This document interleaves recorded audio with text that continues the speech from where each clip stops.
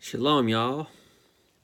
Well, this is my first of what is going to be a weekly Devar Torah class called Rebbe Nachman Says, y'all, which I'm going to have Devar Torahs from my Pacific, Yemenite, and Breslev insights with my own, being a Tennessee boy, my own little Southern input.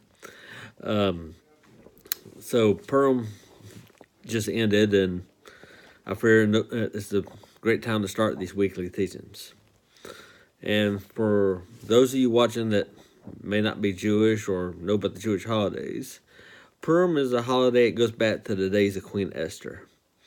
About when, there's a king named Xerxes and this really bad leader called Haman who decreed all the Jews to be killed. And even though God is never officially mentioned in the book of Esther, you see his hand at work and how the Jews were saved on the day meant for the destruction.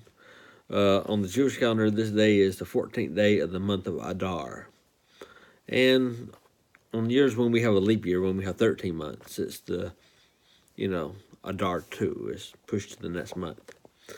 So anyway, I'm going to just share a Purim, Devar Torah I come across in my studies. So let me turn my camera here a minute. That way I can get my book out and share this Devar Torah. So first, a little bit about myself. My name is David Foster. I was born in Mississippi, grew up in Tennessee, a place called Saudi Daisy, Tennessee. So, like I said, I pretty much claim Tennessee as my home. It's where I associate most of my memories. It's where I went to, high school and joined the Marine Corps from there and everything else. So I am a Ger. I'm a convert. And I converted Yemenite Breslevs. What brought me to Yiddishkeit, what brought me to convert, to do the short version. Maybe in a later video I'll share a full conversion story. But like I said, I used to be in the Marine Corps, stationed in Japan. When I was in Japan, my parents moved back to Mississippi.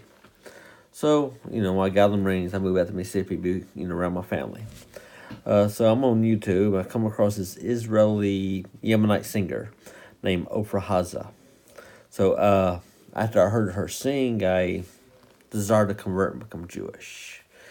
So time passed. I eventually moved to Israel, studied yeshiva for a while. I studied at Breslev yeshiva under Rabbi Shalom Arush, who's a big Breslev rabbi. He wrote books like Garden of Emunah, Garden of Riches, So, anyway, that's the short version. Like I say, I don't want to go into my whole conversion story right now. I'll do that in a later video.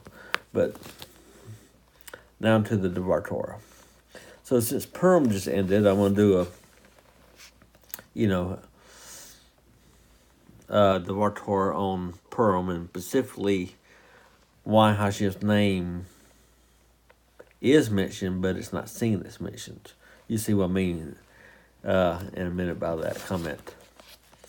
So, like I said, this is the first of the teachings. I'm calling, and being a, like I said, Tennessee boy, I'm calling this channel, or whatever you want to title it, Rebbe Nachman Says, y'all. So, the first of these, I'm going to get started, is what you might call a hidden Torah, or hidden Hashem's name, if you will. So, while the name Hashem, what in Hebrew is the Yud-Ke Vav-Ke, is mysteriously absent from the book of Esther, it does appear encoded in the Hebrew text at 4 transitional points, thus showing us that, Hashem is guiding the events of the book, albeit behind the scenes. And Hashem is one of the Hebrew words for God, and, for those out there watching that may not be Jewish or know these. So Hashem, God, is, working behind the scenes. So the first of these 4 occurrences is the book of Esther, chapter 1, verse 20. And it says, "And when the king's decree, which he shall make, shall be published throughout all his kingdom, great though it be, all the wives will give their husbands honor, both great and small." When we look at the phrase, "all the wives will give," in Hebrew, we find out that the first letter of each word spells God's name, Yud-Heh-Vav-Heh, backwards. And I'm going to go to the Hebrew text here. I'm going to just show that to you real quick. So it's chapter 1, verse 20. Give me just a minute there while I try to find it here.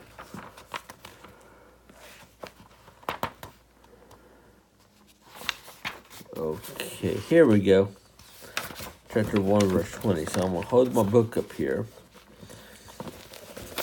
And you see what I got highlighted here, right there. So the Hebrew phrase there says, He wechal hanashim yitnu. And like I said earlier, if you look at this phrase in Hebrew, you actually see it's the Yud-Heh-Vav-Heh backwards.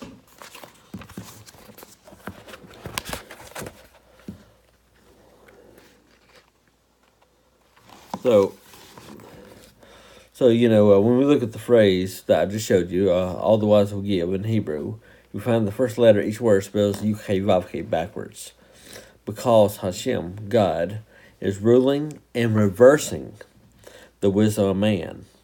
It was man's will that this decree would cause women to do the will of men. Hashem, God, however, will use it to have the king to do the will of Queen Esther. So the second of these occurrences is Esther chapter 5, verse 4. And it says, And Esther said, If it seems good unto the king, let the king and Haman come this day unto the banquet that I have prepared for him. Now, if we look at the phrase, let the king and Haman come this day. Matter of fact, let me go to that in Hebrew and show it to you. So it's chapter 5, verse 4.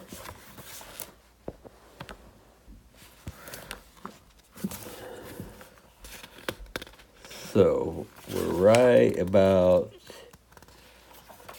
here. Here we go. Chapter 5, verse 4. In Hebrew it says, Yabo Hamelech veHaman Hayom. So, see what I got highlighted right there.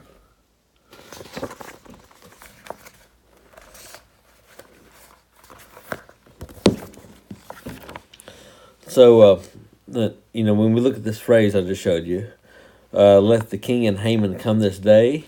And in Hebrew, we find out the first letter of each of these words spells, once again, Yud-Heh-Vav-Heh. Because God, Hashem's hand, is upon this feast, so that he might defeat Haman. Now, the next of these occurrences, the third one, it is chapter 5, verse 13. And it says, Yet all this avails me nothing, Haman speaking there, so long as I see Mordecai the Jew sitting at the king's gate. And when we look at the phrase, yet all this avails me nothing in Hebrew, and I'll show that to you again.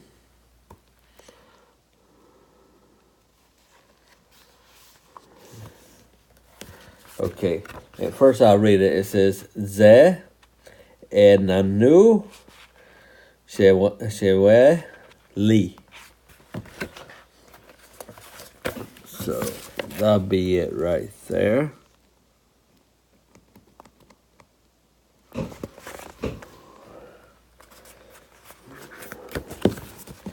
So when we look at this phrase in the Hebrew that I just read, and if you pause it or whatever, look at what I just showed you in Hebrew, you see that the last letter this time, not the first letter, the last letter of each word spells Hashem, God's name, Yud-Heh-Vav-Heh, backwards, because Hashem, God, is turning back Haman's plot. Now, in the last of these 4 times that specifically mention the name of Yud-Heh-Vav-Heh is Esther chapter 7, verse 7. And it says, And the king arose in his wrath from the banquet of wine, and went into the palace garden. But Haman remained to make request